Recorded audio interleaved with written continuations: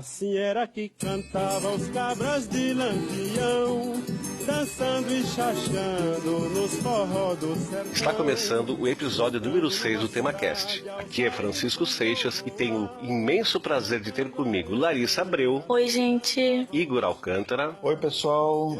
Que bom estar aqui de volta para bater um papo com vocês. E o convidado Fabrício Soares. Olá, pessoal. Olha, junto falaremos sobre um dos personagens mais controversos da história recente e do folclore brasileiro. Há quem o idolatre como um benfeitor, revolucionário e valente soldado se opondo ao sistema. E outros simplesmente acham que ele e seu bando não passavam de marginais, assassinos sádicos e cruéis malfeitores. Sim, estamos falando de Virgulino Ferreira, vulgo Lampião, o rei do cangaço. O cangaço, ele abrangeu os estados da Bahia, de Sergipe, Alagoas, Pernambuco, Paraíba, Rio Grande do Norte e Ceará. Praticamente ali o Nordeste inteiro, tirando a parte ali que a gente já começa ali do Piauí, Amazônia Legal, ali Maranhão, mas aquela parte ali é praticamente inteira, né? Exato. Só fazer um adendo aqui, me parece, pelas pesquisas que eu fiz, né, eu vi muita informação que esse primeiro cangaceiro aí, ele começou em Recife, começou a atuar ali em Recife. Tu tá se referindo ao Lucas da Feira? Isso. Pois é, mas assim, tu vê que ele fica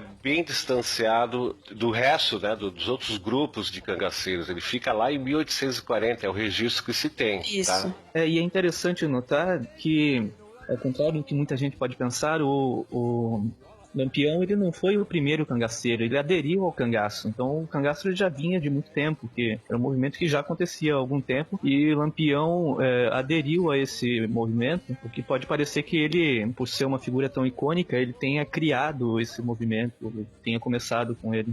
Tem muita gente que acha que o cangaço começou em Lampião e terminou com o Lampião, e na verdade não é bem isso. Mas vamos fazer assim, vamos fazer uma visão a respeito do cangaço. O cangaço ele é visto por duas óticas. A ótica o ponto de vista da lei, tá? No ponto de vista da lei, os cangaceiros eram bandidos e criminosos da pior espécie, já que eles matavam, roubavam, praticavam outros crimes como estupros e faziam negociatas sujas com políticos e fazendeiros. Isso no ponto de vista da lei. Eram foras da lei porque não cumpriam a lei. Agora, do ponto de vista político, eles faziam parte de uma pequena porção da população que não aceitaram, desde os tempos da colonização, como já foi dito pelo Igor, né, o modelo oligárquico onde o poder econômico e político pertence a uma minoria privilegiada. Então, aquilo que o Igor falou, nomeia lá um coronel, ele é o dono daquela região, ele manda, desmanda, controla a vida de todo mundo, decide quem é que vota em quem, tal, não sei o quê. Então, do ponto de vista político, o cangaço eram as pessoas que não se subjugaram a esse modelo, então transgrediam as leis vigentes e fazia valer as regras e as leis particulares. Precisa com as suas próprias mãos, Lampião não morreu, Lampião que é uma fera. Embora exista controvérsia, inclusive quanto à data de nascimento de Lampião, Virgulino Ferreira da Silva teria nascido no dia 4 de junho de 1898, mas há quem diga que ele nasceu no dia 7 de julho de 1895. Mas, para variar, mais uma controvérsia aí para a gente lidar. Ele nasceu na comarca de Vila Bela, que hoje se chama Serra Talhada, em Pernambuco. Ele é o terceiro dos 9 filhos de José Ferreira e Maria Lopes. Bom, agora vamos ver como é que foi Lampião. Lampião, para muitos, é um psicopata, um louco e não sei o que, mas afinal, ele teve uma infância normal, como qualquer outra criança da época dele. Ele recebeu uma alfabetização precária, mas muito acima do que se costumava receber na época e naquela região. E aí é o seguinte, ele entra no cangaço porque em 1915 começa uma briga entre a família Ferreira, que é a família dele, e a do vizinho, que era José Saturnino. Uns dizem que é por causa de terras e outros dizem que é por causa de chocalho, aquela coisa que se coloca no pescoço do boi lá, do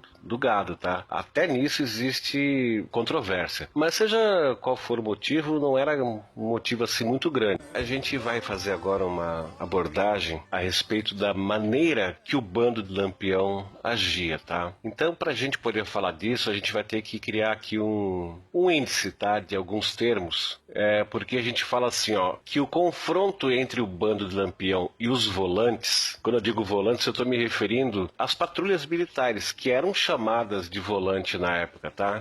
O confronto entre o bando e os volantes se dava através de batalhas com armas de fogo de todo tipo possível na época. E muito embora tenha gente que possa pensar assim, pois é, então o cara usava o quê? Uma coisa antiga, o pessoal perde meio noção. Não, a gente tá falando dos anos 20, então já existia arma de fogo e não era aqueles bacamarte. Até existia bacamarte, aquelas espingardas antigona, mas a coisa chegava a ter, inclusive, submetralhadora na jogada. A gente está falando aí pós Primeira Guerra Mundial, então, quer dizer, exatamente. A indústria bélica tinha se desenvolvido. Fora do campo de batalha, a coisa ocorria num ritual meio macabro. Eles tinham na cintura um punhal que às vezes chegava a ter 80 centímetros de comprimento. Esse punhal era enfiado com um golpe certeiro na base da clavícula, que é a popular saboneteira, né? Esse vaziozinho que a gente tem aqui abaixo do pescoço. E a lâmina cortava a carne, cortava artérias, perfurava o pulmão, passava pelo coração e quando era retirada era um festival de sangue, era um esguicho espetacular. E com isso era um policial um dedo duro a menos na caatinga, né? E um morto a mais na contabilidade do cangaço. Isso era uma das formas dele matar, né?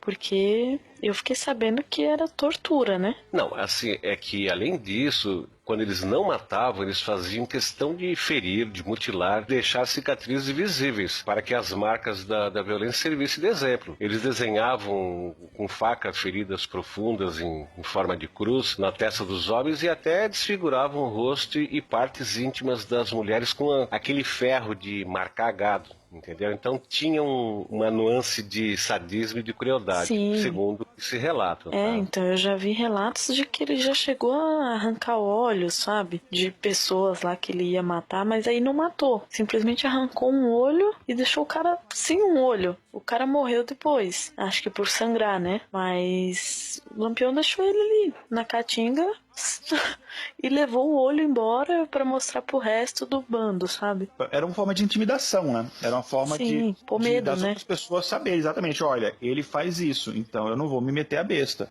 Até por isso os volantes, quando eles fugiam tão desesperados, que eles sabiam, cara, se me pegarem, tô ralado. Aquilo dali que me espera. A gente poderia citar assim, por exemplo, que eles eram habituados a viver na caatinga. Então eles não eram uma presa fácil para os volantes, né, para a polícia. E principalmente quando se tratava de unidades que eram deslocadas das grandes cidades com a missão de combater, né, lá no meio da caatinga. Uma das maiores dificuldades de enfrentar os cangaceiros era de que preferiam ataques rápidos e ferozes, que é aquilo lá que a gente já falou. Sim. Eles faziam emboscada, ia lá, davam o recado e um abraço, o que acabava surpreendendo o adversário, né? Eles também não tinham qualquer cerimônia em cair fora, fugir, se eles julgassem que eles estavam em desvantagem, que eles estavam acuados, entendeu? Táticas de guerrilha, né? Então esse negócio assim, mas você vai ser chamado de covarde, eles estavam cagando litros pra isso. Foi o que aconteceu em Mossoró, inclusive. Sim, no Rio Grande do Norte, ele foi o único lugar que ele tentou chegar e guerrear lá e caiu fora porque a chapa esquentou pro lado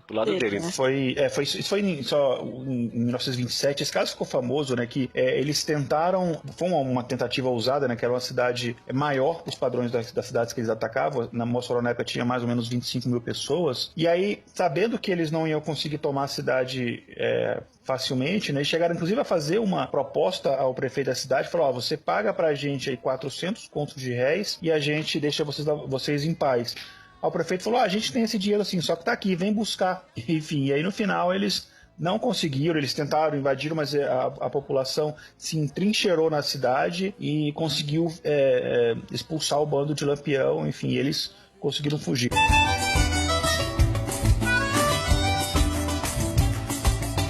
Meu tadinho tá de ser humano fazer. Diga aí ao cangaceiro, bigolino, Lampião. Então a gente sabe que Lampião não podia ver uma câmera fotográfica, nem Lampião, nem o bando, né? Que eles já posavam, ficavam ali durinhos, porque eles eram bem vaidosos, isso todo mundo admite. Mas acontece que, diferente dos filmes que foram produzidos pela indústria cinematográfica, né, a respeito da vida do cangaço, da vida de Lampião, de Corisco, enfim, existe um filme de Lampião feito junto ao bando. Tá? Teve um cidadão chamado Benjamin Abrão, que era um libanês radicado aqui no Brasil e que acabou se tornando secretário do padre Cícero. Então, como o Lampião venerava, né, o padre Cícero, o santo padinho Padre Cício, né, como era chamado lá no Nordeste, com a intermediação do padre Cícero, ele conseguiu que esse Benjamin Abraão se juntasse ao bando de Lampião por 2 meses e fizesse filmagens junto ao grupo, porque ele tinha interesse em fazer esse documentário. Esse documentário, produzido pelo Benjamin Abraão, ele foi caçado, né, durante o Estado Novo, e hoje a gente encontra aí um fragmento dele de aproximadamente uns 14, 15 minutos. 1938, ou seja, Lampião entrou no cangaço em 1920, né? Acho que foi isso, né, Igor? Sim, 1920, isso. Então, no dia 27 de julho de 38, o bando de Lampião acampou numa fazenda chamada Angicos, que ficava situada no sertão de Sergipe. Ao fato de que um coiteiro de Lampião,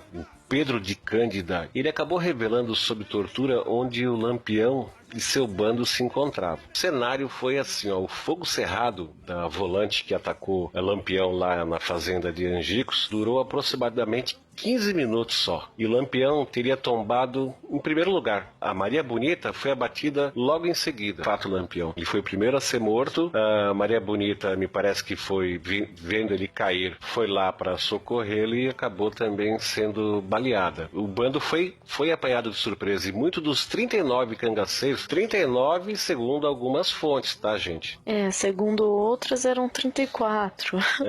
Não é que a gente esteja falando errado, a gente faz uma opção. Então, eles foram apanhados de surpresa e muitos dos 39 cangaceiros que se refugiavam na grota ainda estavam dormindo, porque era 5 horas da manhã. Desses 39, 9 morreram na emboscada e o restante conseguiu fugir. Aí, em seguida, iniciou-se um processo de decapitação dos que morreram. Mas sabe, Francisco, é interessante notar porque a emboscada foi feita de maneira tão precisa que aconteceu algo que era incomum nos combates entre os cangaceiros e as volantes, que houve apenas uma baixa das volantes. Do Lampião era estar aguardando a volante. Por isso que a gente falou antes que eles sempre usavam a tática da emboscada. Nesse caso, eles estavam relaxados, dormindo. Eles estavam longe do armamento deles, né? Estavam desarmados, estavam a maioria dormindo. Só Lampião que foi lá fazer um xixi no canto, sei lá o quê, e foi morto. Maria Bonita na sequência, e depois houve o combate, quer dizer, a maioria dos cangaceiros talvez não tivesse tido chance de ter acesso à arma, né, para poder revidar, mas mesmo assim, mesmo tendo sido um ataque de surpresa, eles conseguiram mandar um militar pro lado de lá, né. O coronel, né, o João Bezerra, ele pega as cabeças que foram colocadas dentro de latas com querosene e sal, me parece, e começou a exibir como troféu por onde ele passava, atraindo um monte de gente, né, para ver. Primeiro eles foram para Piranhas, que era a cidade mais próxima, onde as cabeças foram arrumadas numa escadaria da prefeitura, junto com as armas e os apetrechos, né, do cangaceiro, e foram fotografadas, que é uma fotografia que a gente encontra fácil na internet, tá? E depois essas cabeças foram levadas para Maceió. Então você vê que passou um certo tempo aí e que foi mesmo uma caravana, essas cabeças foram passeando de cidade em cidade, como o Seixas comentou aqui, ela foi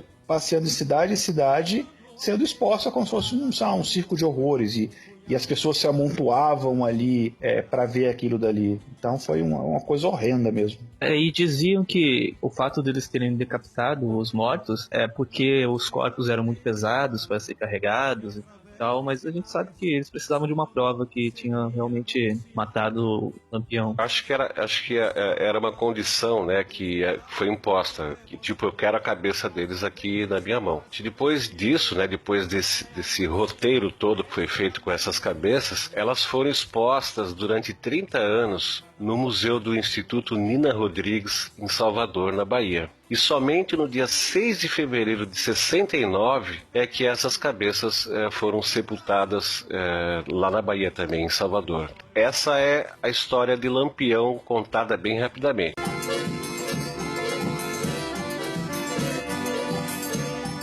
Ô mulher rendeira, ô mulher renda, chorou por mim, não fica só, luçou, vai no bornar. Assim